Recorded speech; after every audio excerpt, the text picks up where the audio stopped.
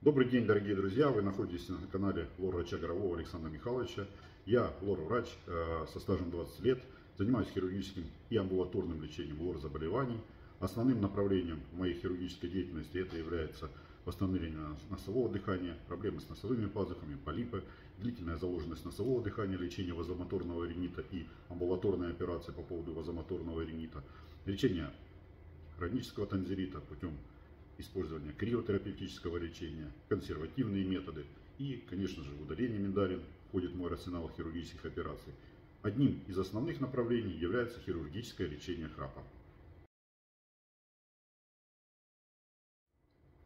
И как раз сегодня я хочу с вами поделиться интересным кейсом, случаем пациента, который обратился к нам с проблемой храпа, апноэ сна, длительными задержками дыхания во сне, апноэ, плохим сном, набором веса, в общем-то, плохим самочувствием по утрам. И родные его стали волноваться о том, что человек плохо спит и задыхается во сне. И как раз в следующее видео я вам покажу, как пациент спит, уже проведя операцию.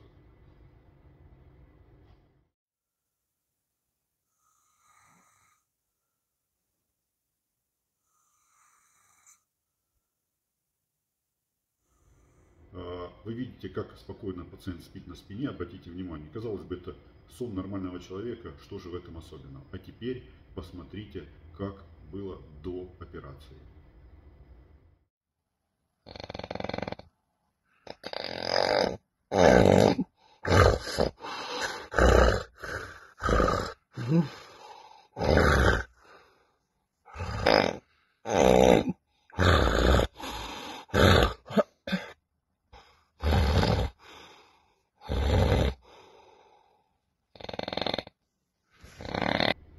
Я думаю, вы впечатлились этим видео и видите, какие проблемы имел пациент до операции. А что же этому предшествовало или причины? Причины, конечно же, это нарушение носового дыхания, но основное это большие миндалины и потерявшее тонус мягкое небо. И все это вместе, вы видите картинку, какое должно быть. Я вставочку поставлю, какие у него были огромные миндалины, обвисший язычок и какая искривленная носовая перегородка. И все это ночью, особенно когда мы ложимся в горизонтальном положении, все это спадается, небо опускается, и получается ситуация, когда вас душит, а вы пытаетесь с этим бороться. При этом нос вам помочь не может, потому что он тоже не дышит, и он перекрыт. Поэтому попытки себя разбудить вот такими громкими всхлипываниями, остановками длительными во сне, организм будет заставлять пациента проснуться. Иначе это может привести к остановке сердечной деятельности. В случае. И когда мы проводили, там, скажем так, онлайн, то эти миндалины просто сужаются, сходятся друг с другом в положении лежа, когда мы пытались провести так называемую такую имитацию храпа с эндоскопом в носу и даже со стороны горла, это очень заметно. Здесь, естественно, эти миндалины нужно ударять. Ну и вот здесь, смотрите, перегородка. Правая половина носа, левая половина носа. Естественно, здесь вазотомия даст эффект.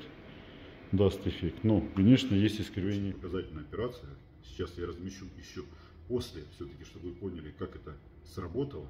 И если у вас есть такие проблемы, обращайтесь, мы вместе с коллегами, с врачами-сомнологами выявим ваши проблемы, определим тактику лечения. Не всегда это может быть и хирургическая тактика в начале. Сначала это СИПАП-терапия, подбор аппарата, нормализация дыхания, нормализация веса, показателей эндокринологических и только в последующем операции. Но в любом случае, если такие проблемы есть, их нужно решать. Иначе это просто снижает качество жизни, увеличивает нагрузку на сердце, приводит к гипоксии головного мозга во время сна и к многим другим проблемам, которые в дальнейшем приходится лечить у смежных специалистов. Это гипертоническая болезнь, это неврозы и так далее. Поэтому, если у вас такие проблемы есть, обращайтесь, пишите комментарии под этим видео. Я веду сайт lormoskva.ru. У меня есть WhatsApp, по которому вы можете со мной связаться и задать вопросы. Ну и, конечно, у нас есть дружный коллектив и сильная хирургическая команда, которая может вам в этом помочь. Смотрите мои видео, подписывайтесь на канал.